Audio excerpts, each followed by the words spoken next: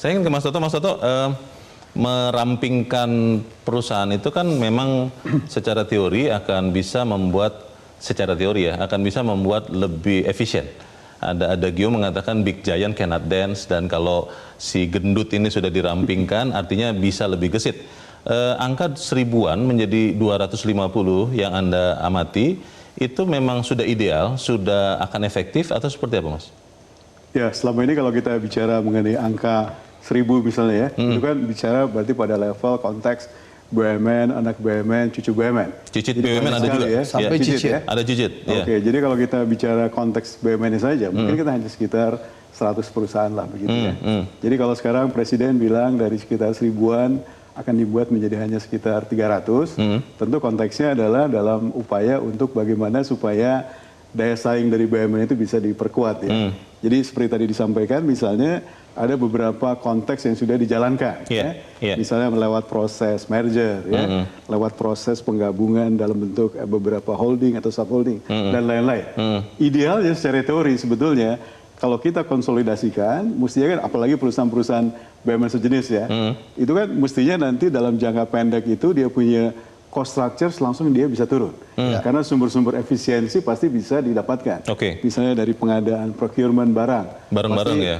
Bisa jadi satu lebih murah ya. Beberapa fasilitas lab misalnya ya, atau fasilitas penunjang lainnya juga bisa dibikin jadi satu. Sehingga dalam jangka pendek dengan cost structures yang lebih ringan, maka tentu otomatis bottom line angka profitnya juga bisa meningkat ya. Nah, tapi tentu kita harus lihat jangka panjangnya seperti apa.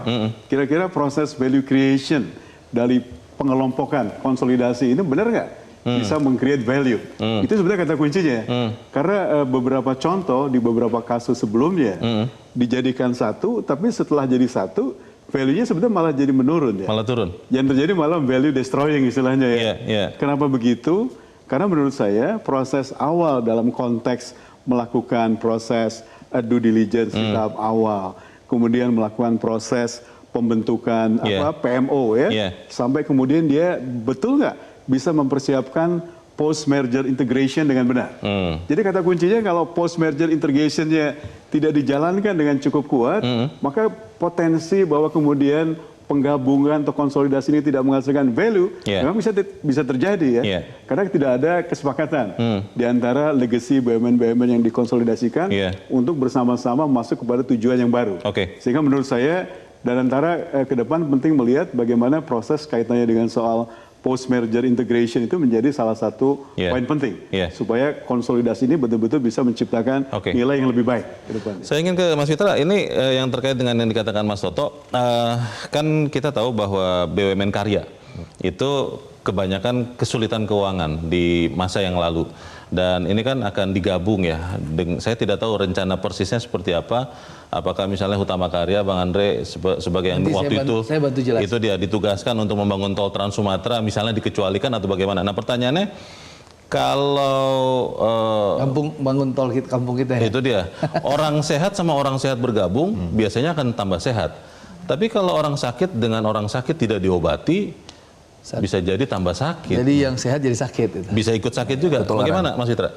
Iya, nanti detailnya juga bisa dibantu oleh Bang Andre. Tapi intinya seperti ini. Jadi kalau kita melihat contoh lain ya, seperti misalnya Bank Mandiri, itu kan juga merupakan bagian dari merger dan acquisition ya. Betul. Dan mana kita melihat Bank Mandiri itu sekarang menjulang ya di level regional bahkan global. Nah, kita juga bisa melihat contohnya di China, kembali lagi ke China, SCSI tadi yang saya sampaikan, di tahun 2003 yang terlibat atau masuk dalam Fortune 500 itu cuma 12 perusahaan.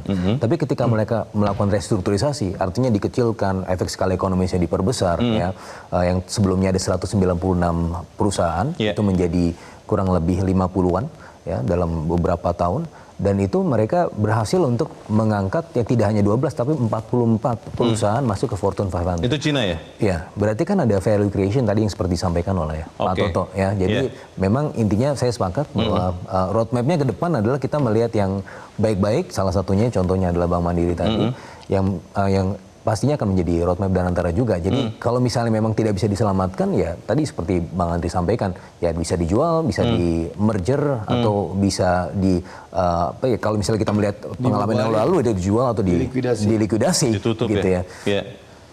Bang Andri mungkin bisa jelasin ya terkait dengan yang utama. Jelajahi cara baru mendapatkan informasi. Download Metro TV Extend sekarang.